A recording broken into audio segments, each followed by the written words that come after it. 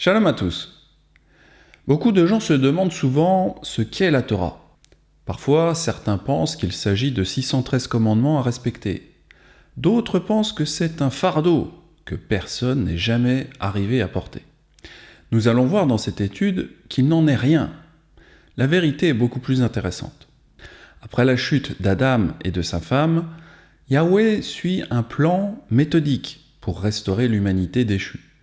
La première étape de ce plan consistait à trouver un homme qui obéirait à sa voix et qui pourrait donc sauver sa famille du déluge. La seconde étape a été de trouver un homme prêt à quitter sa maison et sa famille pour séjourner dans un pays qu'il ne connaissait pas. Yahweh dit à Abraham : « Va-t'en de ton pays, de ta patrie et de la maison de ton père, dans le pays que je te montrerai. Je ferai de toi une grande nation et je te bénirai. Je rendrai ton nom grand et tu seras une source de bénédiction.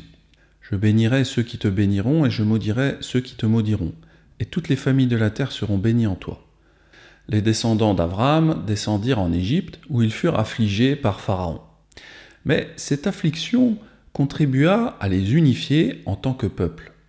Et puis après la formation de l'identité nationale d'Israël, Yahweh envoya Moshe pour les faire sortir d'Égypte et leur donner un gouvernement centralisé. Ils formèrent ainsi une nation dirigée par la gouvernance de Moshe et des fils d'Aaron, même s'ils n'avaient que la promesse d'une terre d'accueil. Outre un gouvernement matériel, Yahweh donna à Israël un sacerdoce organisé pour servir de gouvernement spirituel. Cependant, Israël ne réalisa pas que le but, c'était d'écouter et d'obéir à la voix de Yahweh. Ainsi, tout comme Adam et Rava, qui avaient désobéi à la voix de Yahweh avant eux, eh bien les Israélites durent être expulsés du pays que Yahweh leur avait donné. Éphraïm fut emmené en captivité spirituelle en Assyrie, et la maison de Juda en exil spirituel à Babylone. Bien que environ 10% de Juda soient revenus en terre d'Israël à l'époque d'Esdras et de Néhémie, les rabbins les maintinrent dans une oppression spirituelle, avec leur fausse version de la Torah. Ensuite, Yeshua le Messie, le prince, fut envoyé pour dissiper ce chaos. Il déclara une guerre spirituelle aux rabbins qui trompaient son peuple. Ayant reçu l'onction de l'Esprit, il établit un nouveau sacerdoce basé sur l'ordre de Melchisédek, afin que son peuple bénéficie d'une direction intègre lorsqu'il parviendrait à la vérité. Tout comme Abraham avait quitté sa maison et celle de son père, les prêtres de Yeshua quittèrent également leur maison et celle de leur père pour se rendre dans toutes les nations de la terre, dans les pays que Yahweh leur montrerait par son esprit. Là, ils formeraient encore davantage de disciples pour former un corps d'officiers mondial de son armée spirituelle, leur enseignant à mettre en pratique tout ce que Yeshua leur avait prescrit. Yeshua s'étant approché leur parla ainsi : « Tout pouvoir m'a été donné dans le ciel et sur la terre. Allez, faites de toutes les nations des disciples, les baptisant en mon nom, et enseignez-leur à observer tout ce que je vous ai prescrit. Et voici, je suis avec vous tous les jours jusqu'à la fin du monde. » Certains pensent que le but de notre foi, c'est simplement d'apprendre à connaître Yeshua. Mais c'est une erreur. En réalité, le but de notre foi est de devenir l'épouse de Yeshua, et une épouse est décrite comme une aide. Si nous ignorons que Yeshua a été envoyé comme prince guerrier en mission pour lever une armée spirituelle et établir un royaume sur terre, alors nous ne pourrons jamais savoir comment l'aider ou lui plaire. Tous nos efforts seront vains.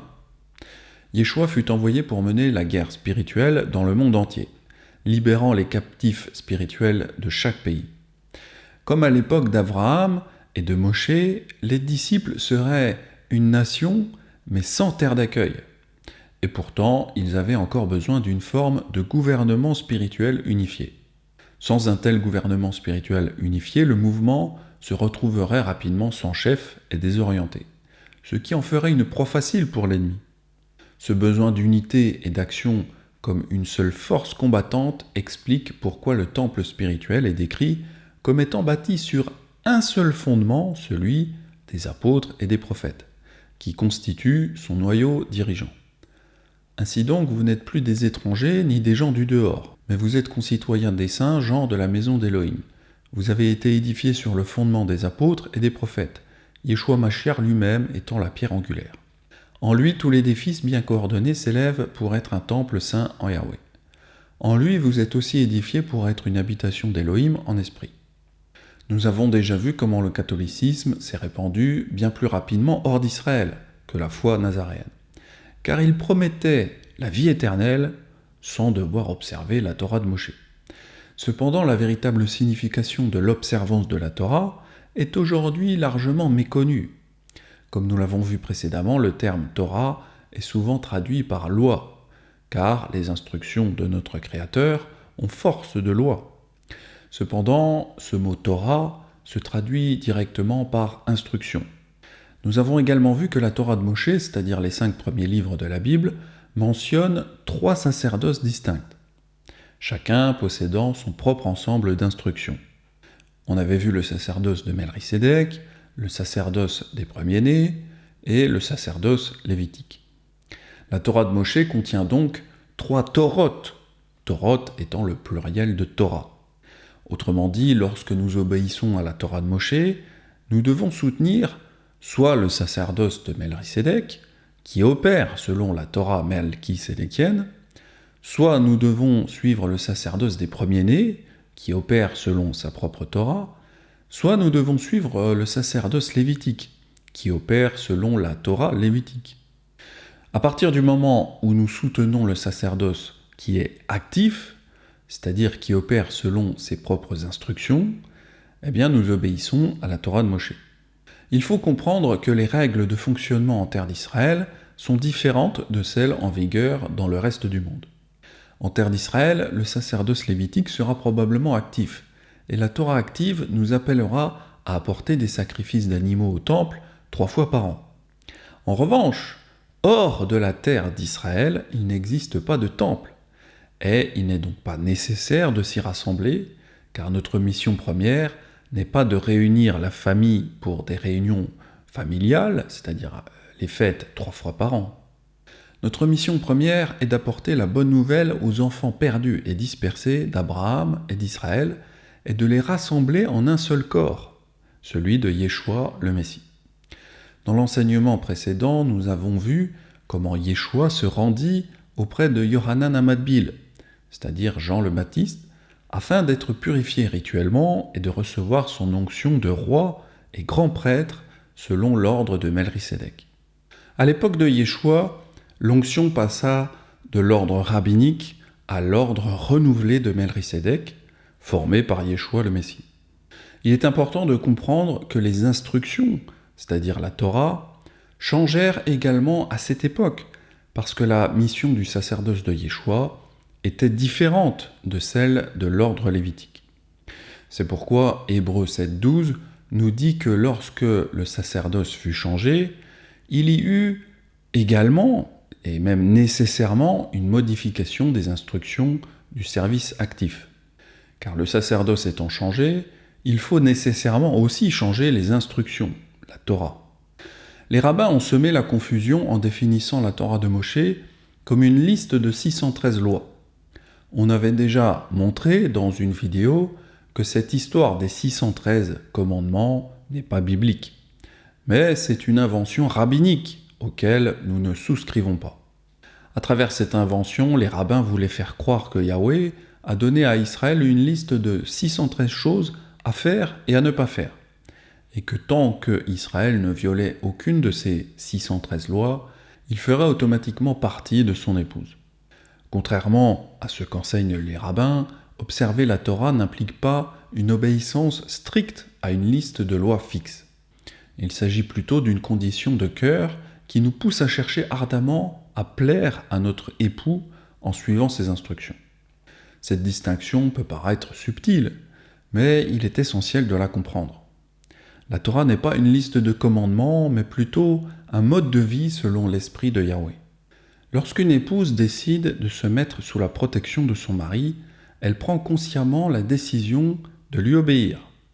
Si son mari lui donne des instructions aujourd'hui, puis des instructions différentes le lendemain, peut-être parce que la situation a changé, eh bien une bonne épouse ne va pas suivre les anciennes instructions. Sinon, cela veut dire qu'elle n'est pas très obéissante. Au contraire, elle ne reste sous la protection de son époux que si elle accepte ces nouvelles instructions en fonction de la situation présente. Lorsque nous nous soumettons à Yahweh et acceptons sa protection, cela implique que nous obéirons à sa voix, que ce soit aujourd'hui ou demain, et peu importe où elle nous mène et même si nos instructions changent. Si nous persistons à faire ce qu'il nous avait dit de faire quand nous étions en Égypte, mais que nous refusons les nouvelles directives du Sinaï, alors nous ne respectons pas la Torah. Prenons un nouvel exemple pour comprendre comment les instructions peuvent parfois changer. Yahweh a dit aux Israélites de demeurer dans le pays qu'il leur avait donné. Mais Juda désobéit à Yahweh, et donc Yahweh envoya un message par l'intermédiaire de Jérémie, leur ordonnant d'aller à Babylone, d'y demeurer et d'y avoir des enfants. Ainsi parle Yahweh des armées, l'Élohim d'Israël, à tous les captifs que j'ai emmenés de Jérusalem à Babylone. Bâtissez des maisons et habitez-les, plantez des jardins et mangez-en les fruits. Prenez des femmes et engendrez des fils et des filles. Prenez des femmes pour vos fils et donnez des maris à vos filles, afin qu'elles enfantent des fils et des filles. Multipliez là où vous êtes et ne diminuez pas. Recherchez le bien de la ville où je vous ai mené en captivité, et priez Yahweh en sa faveur, parce que votre bonheur dépend du sien. Yahweh n'a jamais dit à Israël de rechercher la paix de Babylone dans les 5 premiers livres de Moshe. Et pourtant, c'était là sa nouvelle instruction, c'est-à-dire la nouvelle Torah. Pourtant, certains sont si obtus et si durs d'oreille qu'ils refusent de croire que Yahweh a dit cela, car cela va à l'encontre de ce qu'il a dit dans les 5 premiers livres de Moshe. Il semble incapable de dépasser l'idée que les 5 premiers livres de Moshe est un récit de ce que Yahweh a dit à Israël dans un contexte précis. Et ce que Yahweh désire vraiment, c'est que nous écoutions attentivement sa voix en tout temps. Car c'est alors que nous sommes véritablement sous son enseignement. Ce qui est déroutant, c'est que certaines des instructions données par Yahweh au mont Sinaï étaient des ordres permanents, et d'autres non. Par exemple, lorsque nous vivons en Israël, il nous est demandé de monter à Jérusalem 3 fois par an. Cependant, ces ordres permanents ne s'appliquent pas lorsque nous vivons hors d'Israël, ou lorsque nous entendons la voix de Yahweh nous ordonner des choses différentes. Les instructions peuvent varier selon la situation. Pour comprendre ce que nous entendons par là, prenons l'exemple du code de la route et de l'agent de la circulation. Aujourd'hui, quand nous prenons notre auto, nous devons respecter un code de la route. Mais si un agent de la circulation nous ordonne d'aller à contresens à cause d'un accident ou s'il y a des travaux, eh bien nous respectons toujours la loi, même si nous enfreignons la lettre. C'est une parfaite analogie de la façon dont l'Esprit de Yahweh peut nous ordonner de faire quelque chose qui va à l'encontre des règles habituelles. Par exemple, Yahweh a ordonné à Élie de se cacher près du torrent de Kérit pendant 1 an. Bien que le torrent de Kérit soit situé en terre d'Israël, Élie n'est pas monté à Jérusalem pour les fêtes, parce qu'on lui avait dit de se cacher. Et Élie le Tishbite, d'entre les habitants de Galad, dit à Akab, « Yahweh l'Élohim d'Israël, devant qui je me tiens, est vivant, qu'il n'y aura ces années-là ni rosée ni pluie, sinon à ma parole. » Et la parole de Yahweh lui fut adressée, disant, « Va-t'en d'ici et tourne-toi vers l'Orient, et cache-toi au torrent de Kérit, qui est à l'Orient du Jourdain. » Toute armée a ses propres règles. Par exemple, vous pouvez avoir un ordre permanent de rassemblement à 18 heures, mais si votre commandant vous ordonne de faire autre chose, vous ne le contredirez pas. De plus, si votre commandant décide de vous donner un ensemble d'ordres permanents totalement différents, parce que la guerre entre dans une nouvelle phase d'opération, eh bien vous ne le contredirez pas non plus. Vous vous contenterez d'obéir. C'est ce qui s'est produit au 1er siècle avec les apôtres. Yahweh avait ordonné au peuple de monter à Jérusalem 3 fois par an, sachant que cela constituerait une expérience commune et unificatrice pour le peuple. Cependant, après la venue de Yeshua, le temps n'était plus venu pour le peuple de se rassembler autour d'un temple. Un sacerdoce lévitique avait besoin d'un temple, et il n'y aurait pas de temple physique lors de la phase de la campagne spirituelle de Yeshua, au 1er siècle, et encore de nos jours.